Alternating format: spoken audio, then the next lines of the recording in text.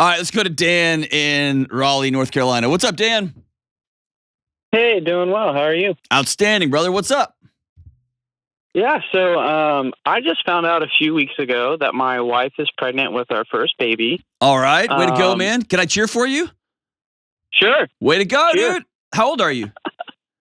I'm 32. I just said, Yeah, way to go, so dude. Like you, you accomplished, like you did the high jump or something. I'll say yeah, as a fellow dad, I'm celebrating with you. Very cool. yeah, So congrats, cool. man.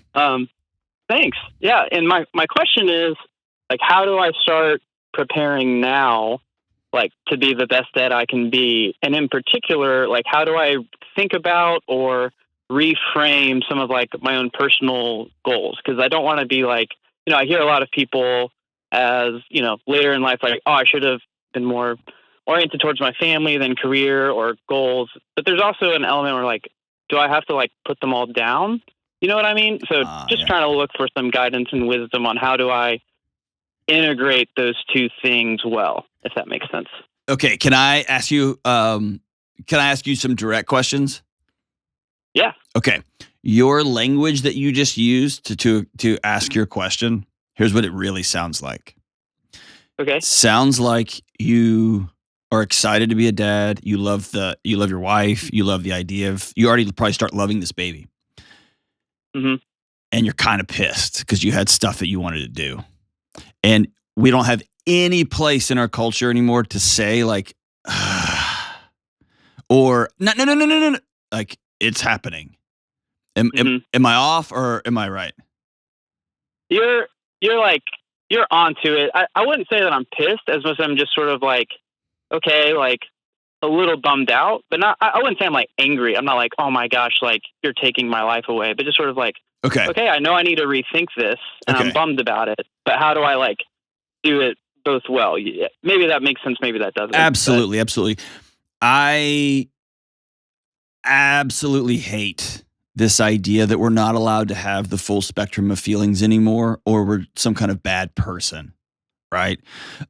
Moms get this a lot too, with they can't stay home with their kids because you should be out contributing financially, and you can't work because you should be home with the kids. And dads, you should be fully present and never, ever look at a smartphone ever. You're a terrible father.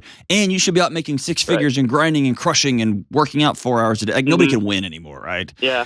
And there's no way to just say, dude, I'm really excited. And golly, I had a lot of plans, man. And I'm going to have to change all that crap up. Or, so anyway, we'll just stay there. So I want to give you permission to have the full spectrum of feelings as you go along this adventure. Okay.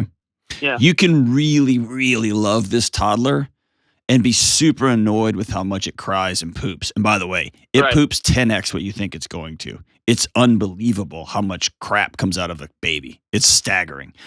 And so can I ask you this? Is it true bummed out disappointment, or underneath all of this, is there a fear like, oh, this is happening, I'm about to be a dad? I mean, there's definitely a little bit of that fear. It happened way faster than, like a lot of people will talk about, we've been trying for, a long time, and it's not, and for us, it was the opposite experience. So it's definitely a little bit like, we were talking, we're like, hey, we're like, we want to start thinking about a family, like, and then it just happened really quickly. And so there is a bit of like just shock factor. Y'all got pregnant from just the conversation, man. Way to go, Dan. It felt that way. Fertile Myrtle over there. Okay. So, what did you have planned? So like the big ones for me is I'm just a big backpacker and like hiker. And so like, I've always wanted to do a through hike of like the Appalachian Trail, or maybe like, the Pacific Crest Trail, or like the W Trek in Patagonia, like the adventures that unfortunately take a good chunk of time. It's not like, oh, I can just put this into like my daily routine or weekly rhythms of life. It's like, I have to sort of stop them to do some of those things. So it's goals like that of like, oh, like I'd be away from my family for 5 months to do the AT, I think that's the majority of like the goals that I'm like thinking through. It's not like, man, I want to like have a certain amount of money by a certain age or anything like that. It's more of Was how do that I? Yeah, I is just want to is kind of that go a away. realistic before you had kids? Was that something you had Mhm. on the calendar to do, or is that one of those things that's been floating out there for a while?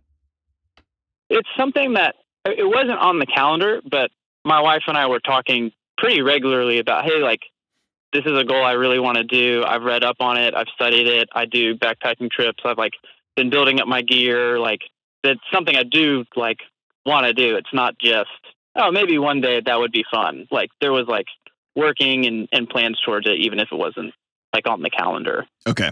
But So I would say if you're not doing something like that professionally, right?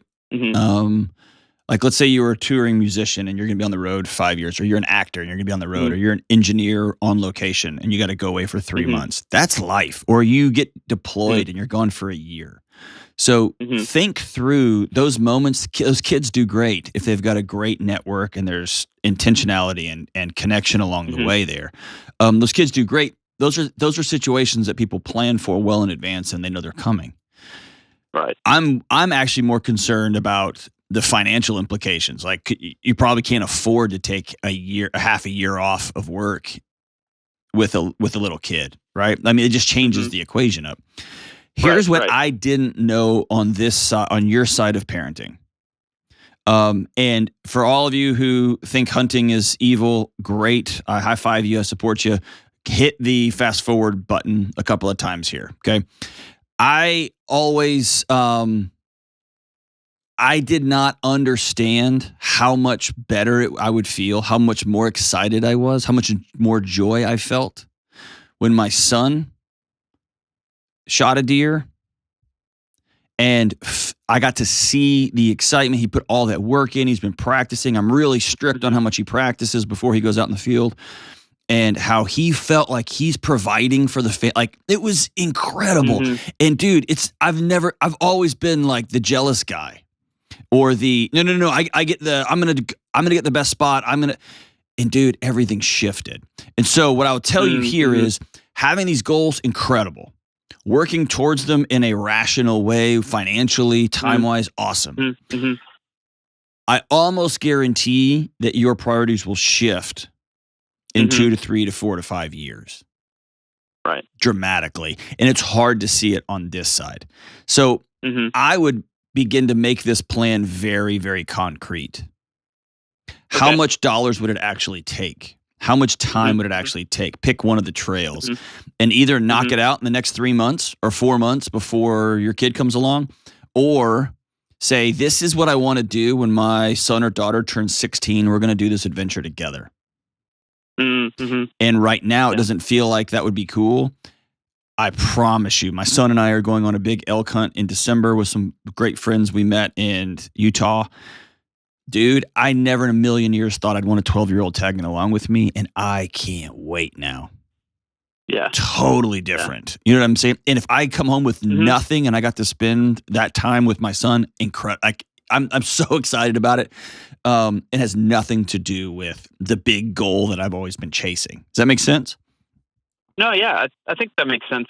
And I think it's helpful to hear because I think one piece of context is that like my parents didn't bring me into a lot of like the things that they loved to do. Like when I was like a kid, it was sort of the like I felt like my parents were like, we have to be good parents. So like, you know, and they were like they ran me around to like soccer and like they cared for me really well and provided for me really well, and I have great relationships with them now. But it was always like I didn't feel like we were like I didn't really know what my parents loved doing. Mhm. And so like I haven't had that picture of like, hey, like how do you integrate like your kids into like some of the things that you love doing, whether that's, you know, hiking, backpacking or hunting for you, right? So Yeah. it's cool So, to hear your perspective on that. dude, some of my greatest memories as a child, my dad, his side hustle when I was a kid, this is going to sound crazy. This is many, many years ago, but his side hustle was catching venomous snakes, and he had a friend who was a taxidermist and he would sell Oh them. wow. And so I have memories and photos of me and my dad when I was 4 and 5 and 6 out in the woods, and heart racing fast, getting nervous, watching my dad do his thing. And dude, I became obsessed with catching snakes when I was a kid, became a reptile goofball. My brother got in on it. Then my brother became the director of a reptile house at a zoo. And then now my son has a snake in his rig. It created a legacy. And here's what it was. My dad brought me alongside something that he loved doing.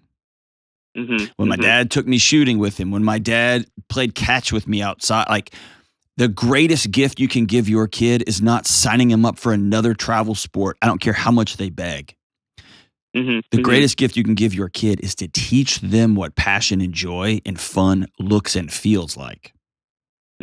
Dude, if you start taking your kid on small backpacking trips before they can even talk or walk in one of those backpacks with their feet hang out, you know what I mean?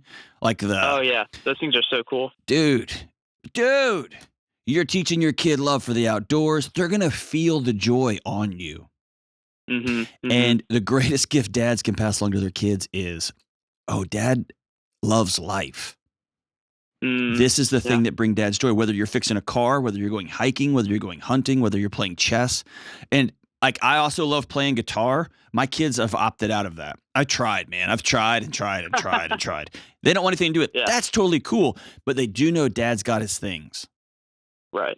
And when I'm downstairs in the garage jamming too loud, and I got the amps turned up too loud, and I'm just pretending I was a high school metal star, which I always wanted to be. Come on, somebody make this happen for me.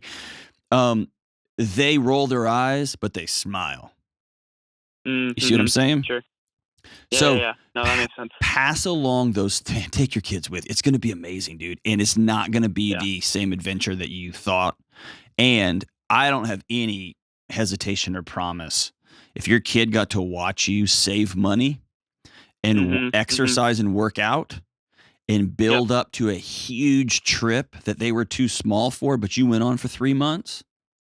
Right. If you bring them along, maybe not on the trip, but you bring them along on the planning, on the building stages, you're teaching them how to read a topographic map.